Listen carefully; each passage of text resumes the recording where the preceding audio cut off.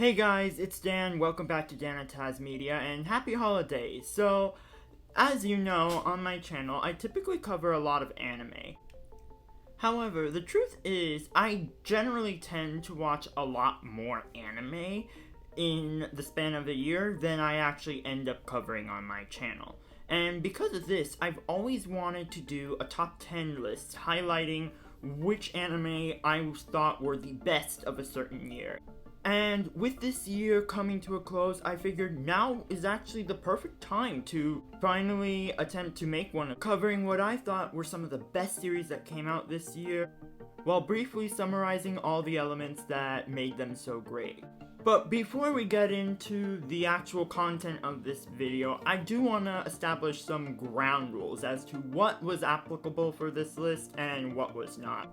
For instance, I decided that movies and feature-length specials were fair game for this list. However, any anime whose respective seasons or cores were still ongoing past this November would not be eligible for the list. So while I would have loved to include shows like Apothecary Diaries, Undead Unluck, or even Frieren, unfortunately, they are going to be excluded from the list, but since they are still going to be ongoing into next year, they could always make it into next year's top 10 anime list. Now, the reason I implemented this rule is primarily because I don't really like to judge things based off of the sum of their parts, especially for something like anime where the preferred form of release is weekly, so my opinions on certain series could always end up changing as episodes continue to come out. So how I feel currently about certain series like Frieren, for example, even though I love it right now, doesn't mean I'm gonna love it after the whole series is complete. And for the same reason, I'm also not going to be including series that I started in this year but did not get to finish. So many shows like Jujutsu Kaisen or My Love Story with Yamada-kun at level 999 will not be featured on this list. Even though everything I've seen so far in regards to those shows, I've actually thoroughly enjoyed. So without further ado, let's begin this top 10 list. And remember, these are all my opinions, so you're completely free to disagree. And also feel free to share your thoughts on this list in the comment section down below. I'm very curious to hear your top 10 list and whether or not you thought mine was good or bad. Now, we're starting things off with a somewhat controversial pick, and that is Scott Pilgrim Takes Off. And before anyone says anything in the comment section below, yes, this is an anime. It was animated by Science Saru, and the vast majority of the production team involved in this series is Japanese. So my anime list can suck it for all I care. Now, despite having received mostly positive reviews from both fans and critics, Netflix Scott Pilgrim Takes Off did become somewhat controversial. Not just due to the debate as to whether or not it's an anime series, because it is, but also due to the stink caused by certain online groups about the show betraying the fandom for not staying true to the comics, even though the creator said from the very beginning it wasn't going to be a faithful adaptation. However, I feel like really anyone who goes into the series with an open mind, or at least without a grudge, will find that it's actually a really fun show. Reuniting the cast of the original 2010 Scott Pilgrim vs. the World live-action movie, Scott Pilgrim Takes Off does a great job at giving development to characters who really didn't get to shine as much in the original movie and comics, such as Ramona Flowers and her evil exes, by providing fans with a fun new alternate timeline take on the original story that we all know and love. Add to that the amazing score by Anna Maguchi and the jaw-dropping visuals from Science Saru, and the show is just an absolute blast. Honestly, it would have ranked a lot higher had it not been for its slightly rushed pacing and its rather forced attempt to make Gideon Graves sympathetic. And although I don't think it hindered the show in any way, I would have appreciated if they had brought Michael Cera's Scott Pilgrim back into the foreground a lot sooner than they did.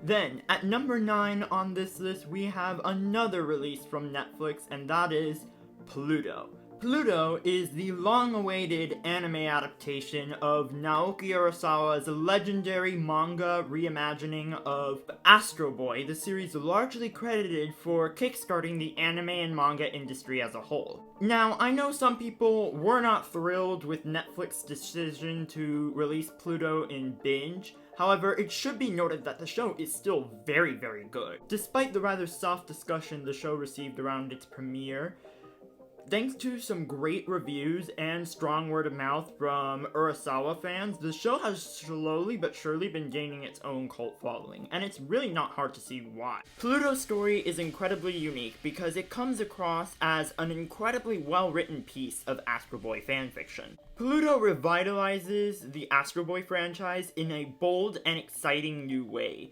through making full use of Naoki Urasawa's talents in mystery thriller storytelling through its main plotline that revolves around the main protagonist, Detective Gazint, and his investigation into the serial murders of the world's most powerful robots. Thanks to the amount of time the animators were given to work on the series, Pluto's production value is excellent. And since Pluto is a Netflix series, Studio M2 was given a lot of freedom as to how they could present the show, by making it a full adaptation of the manga with 8-hour-long episodes, each of which adapts one entire volume per episode, making it one of the most unique anime experiences I've ever had.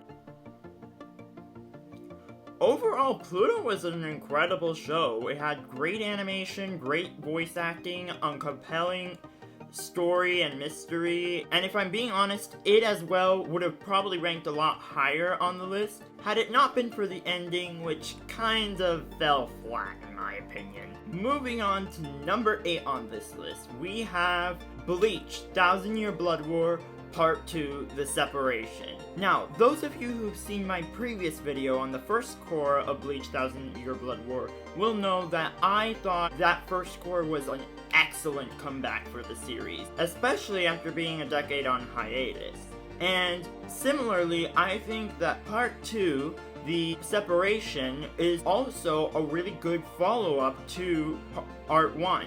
Whereas the first part of Bleach 1000-Year Blood War, Blood Warfare, was primarily focused on setting up the upcoming blood war between the Soul Reapers and the Quincy's. However, Part 2 of Bleach 1000-Year Blood War, The Separation, gets right into the conflict, focusing on the initial battles between the two opposing sides. Bleach 1000-Year Blood War Separation honestly was an absolute roller coaster that had a bunch of incredible character moments and cool fights, with animation that somehow even manages to top what we saw in Part 1. But the most interesting aspect about this second core of Bleach 1000-Year Blood War is probably the latter half, which heavily teases a brand new direction for the series to take that doesn't follow the manga one-to-one. Because while Bleach's creator Tite Kubo said from the beginning Bleach 1000-Year Blood War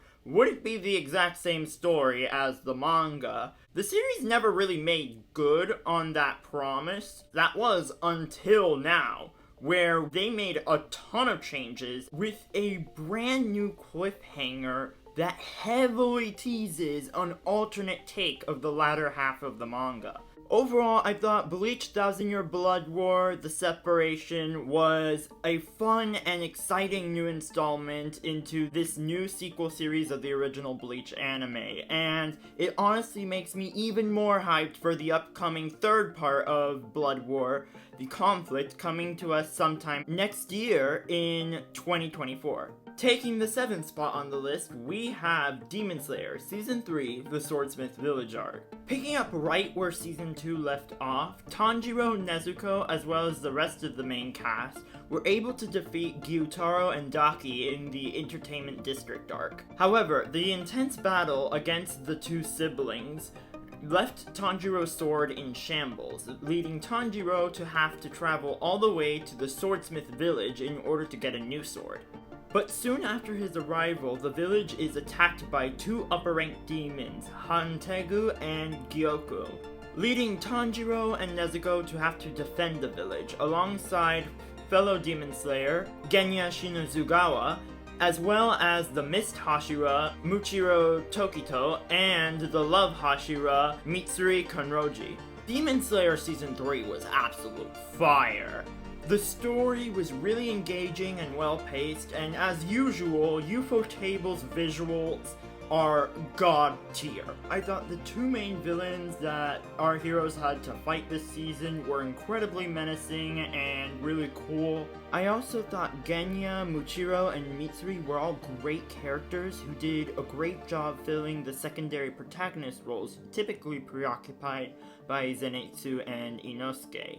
Not to mention, they, along with the antagonist, all got amazing fights and incredibly interesting backstories. And much like Bleach, Demon Slayer completely sold me with its end cliffhanger, revealing that Nezuko can now walk in broad daylight, which raises so many questions about the story, its characters, and the events to come in Season 4, the Hashira training arc. Then, number 6, we have Trigun Stampede. Trigun Stampede is yet another series that got shit for a very dumb reason, and that's because it's CGI, which in certain circles of the anime community is considered absolute blasphemy. But like Scott Pilgrim, anyone who actually watches the show with an open mind, or at least without a preconceived bias, will tell you that the show is actually very, very good. In a day and age where pretty much every anime is a one-to-one adaptation of its original source material, Trigun Stampede is refreshing in the sense that it actually does take a completely different direction from its manga counterpart. Because while I don't mind direct adaptations, I do feel that they kill a certain type of excitement fans of the source material get from not knowing what's going to happen next. Which is actually how Trigun Stampede really shines in my opinion. Being a complete reimagining of the original story, Trigun Stampede manages to breathe new life into the world and its characters, while still feeling in tone with the previous iterations, thanks in large part due to the supervision of the original mangaka. With creative writing, incredible voice acting, and amazing animation, Trigun Stampede is truly a show I think everyone should at least give a try whenever they have the time. So now we're moving on to the big leagues with the top 5 shows of this list, starting with my number 5 pick, Tengoku Daimakyu, aka Heavenly Delusion. Question: what do you get when you combine Stranger Things with The Last of Us and Yellow Jacket? The answer would be something along the lines of this anime. Tengoku Daimakyu, also known by its manga title, Heavenly Delusion, is a post-apocalyptic sci-fi mystery thriller with 2 major plot lines. One that follows 2 kids named Kiriko and Maru, who fight man-eating monsters on their journey to find a safe haven from the apocalypse called Heaven. While the other plotline follows a kid named Tokyo and a group of other peculiar children who are unknowingly being studied in a research facility that is shielding them from the apocalypse. Out of all the shows to come out this year, Tengoku by far had to be the most intriguing. The show is just so compelling with all of its interesting lore and all the different mysterious plot points. Tengoku was a show that had me on my toes from the very beginning, with all of its twists and turns, while raising so many fascinating questions like, what caused the apocalypse? What exactly are the man-eaters, and how did they come to be? Who are Maru's parents? Is Kiriko really Kiriko, or is she her brother Haruki? Or even why a bunch of scientists had trapped these children in a research facility during the apocalypse of all things. This show was just so fascinating, and the viewing experience was only enhanced by the hauntingly creative and striking animation brought to us by Production IG, and the excellent character work from the series' cast and scriptwriters. At number 4, we have Vinland Saga, Season 2.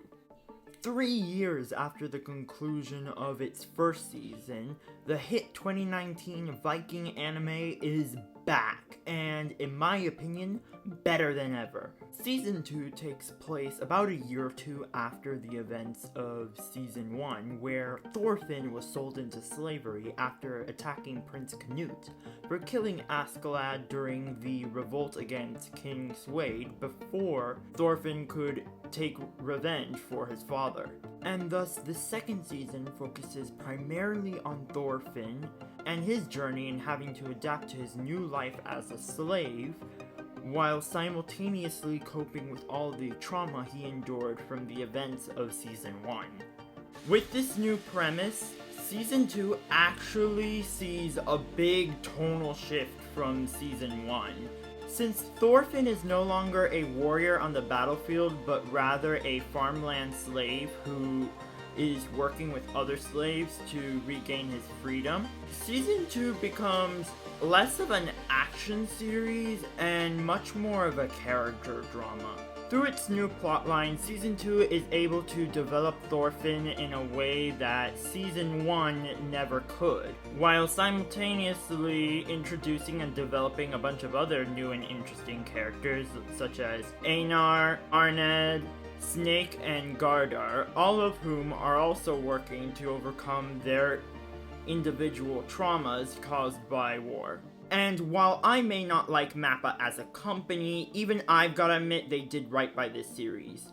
In reuniting Vinland Saga Season 1's original animation team from Wit Studio instead of torturing their already busy staff members with more work, and also providing them with the time and resources needed in order to make a show and its visuals look as good as it did. Overall, I think Vinland Saga Season 2 was an amazing series and a great example of one of the best animes this year had to offer.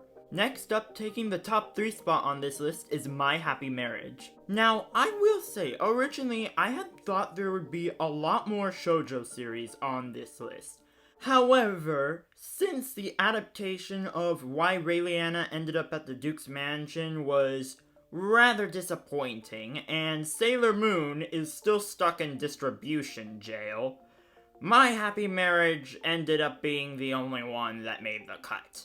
But I can assure you guys, this series wouldn't have ranked this high on the list if it wasn't good. My Happy Marriage is about a seemingly ordinary young woman named Mio Samori, who lives a very unhappy life due to the abuse she suffers at the hands of her family. Until one day, Mio gets married off to a fearsome military commander named Kyoka Kudo, who, despite acting rather cold towards her at the beginning, ends up forming a close bond with Mio, adding hope to the possibility that the two may in fact grow to love each other as the time goes on. My Happy Marriage is an incredibly well-written series on so many levels. For starters, My Happy Marriage offers an amazing romance story through its two leads, Mio and Kyoka, who not only have great chemistry, but also a relationship that the audience really gets to see blossom throughout the course of the series.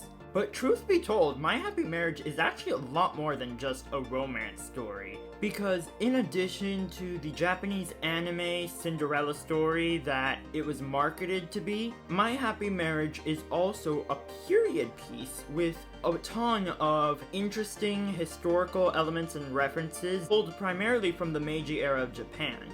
Not to mention, it's also a supernatural series where everyone, literally everyone, has powers. It's elements like these that I found to be extra effective when it comes to the storytelling of My Happy Marriage, as it not only adds a layer of surprise to the plot, but also really helped to draw in additional viewers who otherwise wouldn't be too interested in this kind of genre.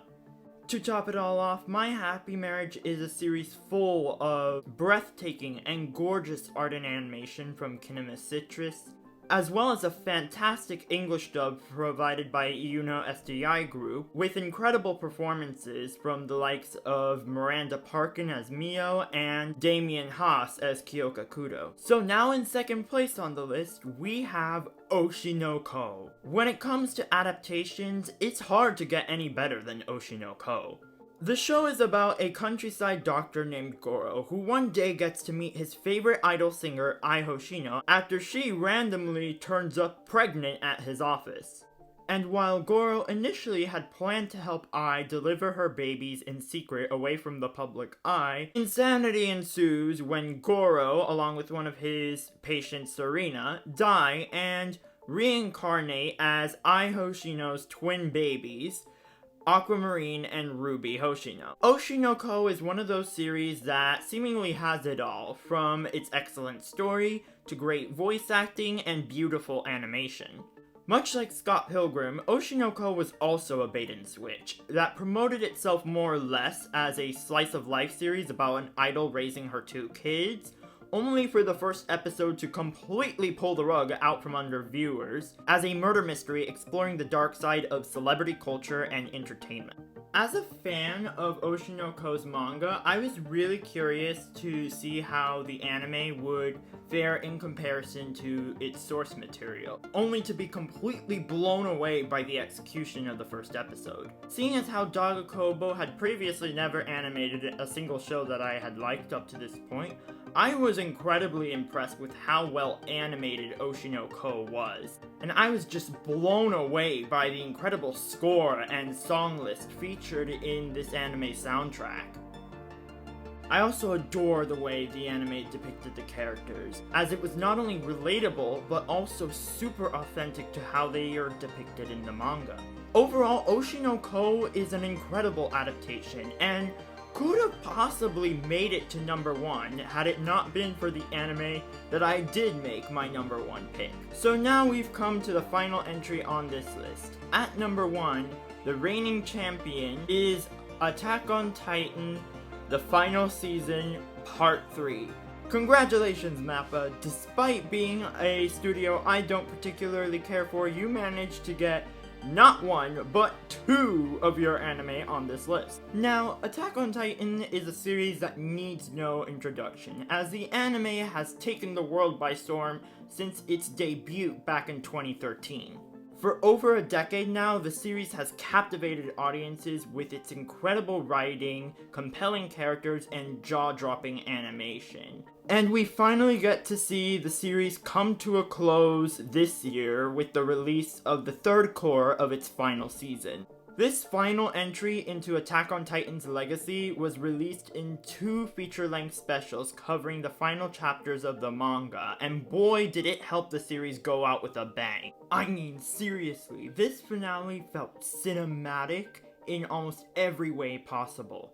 Aside from its runtime, it had an amazing musical score that really did a great job setting the tone for some of the best scenes of the finale. Like the start of the rumbling, Hanji's death, the fight against the deceased titans, as well as the ending montage that played throughout the end credits. Not to mention the animation throughout not just these sequences, but the entire finale was absolutely insane, with fights and character animation that rivals the work of some of the best anime studios in the business. And everything was just made even better by the amazing performances provided to us by the cast of AOT, including the likes of Romy Park as Hanji, Hiroshi Kamiya as Levi, Yoshimasa Hoyosa as Reiner, Takahito Koyasu as Zeke, Yui Ishikawa as Mikasa, Marina Inoue as Armin, and Yuki Kaji as Eren. While some people may disagree, I personally feel that Attack on Titan had a great ending that ranks amongst the level of other anime such as Fullmetal Alchemist and Violet Evergarden, really setting the bar for any anime ending to come. And I think it's for this reason in particular that it really does deserve the top spot, just because it really, in my opinion, delivered in every way possible. So there you have it. Those are my top 10 anime of this year. Feel free to let me know what you thought of this list in the comment section down below. And if you enjoyed this video, make sure to leave a like, hit the subscribe button, and share this video with others to help support my channel. And with that being said, I will see you in the next video. Happy New Year!